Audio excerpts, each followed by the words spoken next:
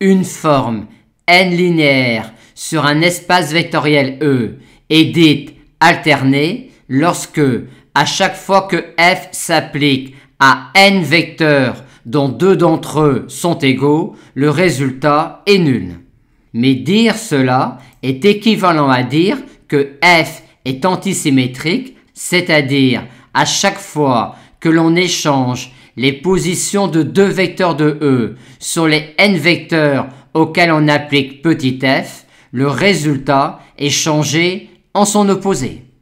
Et cette équivalence-là se déduit immédiatement de ce développement-là qui provient du caractère n linéaire de la forme f. Mais dire que f est antisymétrique est également équivalent à dire que quand on permute l'ordre des n vecteurs auxquels on applique petit f, le résultat est multiplié par plus ou moins 1 selon la signature de la permutation que l'on a effectuée sur les vecteurs auxquels on applique petit f. Cette implication-là est évidente car ce résultat-là n'est rien d'autre que celui-là pour les permutations sigma qui sont des transpositions. Maintenant, pour l'implication réciproque, on a déjà, avec cela, ce résultat-là pour les transpositions. Mais on l'a alors aussi pour un produit de deux transpositions.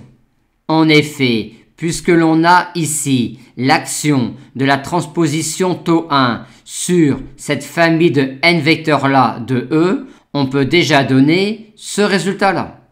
Et vu que l'on a ici l'action de la transposition τ2 sur cette famille de n vecteurs-là de E, on a finalement ce résultat-là.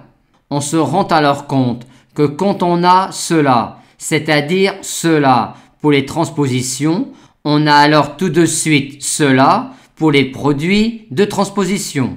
Mais vu que toute permutation de Sn peut s'écrire comme un produit de transposition et que la signature d'un produit est le produit des signatures, on en déduit alors que l'on a finalement ce résultat-là pour toutes les permutations.